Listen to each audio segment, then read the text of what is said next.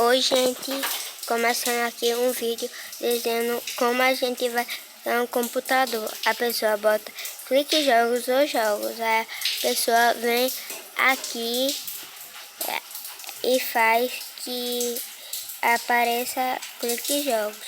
Ó, apareceu. A pessoa clica aqui no clique jogos no computador. Aí a pessoa bota Sonic, Mario. Vou botar primeiro Sonic. N. Só pra você saber como se escreve Sonic. Ó, tem esses jogos daqui, tem vários. Tem uns que prestam e uns que não prestam.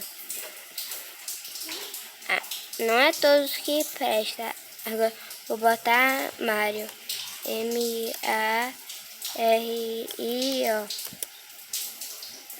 Aí a pessoa, ó, tem vários.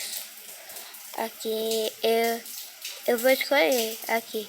Tem uns que não é bom e os jogos não são oficiais, mas dá pra jogar do mesmo jeito. Agora a pessoa clica aqui em play, aí espera carregar.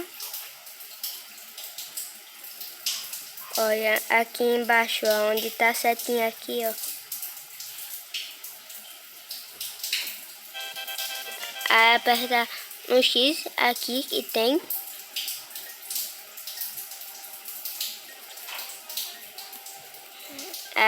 Mas primeiro vocês têm que ver as teclas, viu? Olha, eu já joguei bastante. Eu vou deixar isso para um outro vídeo. Tchau!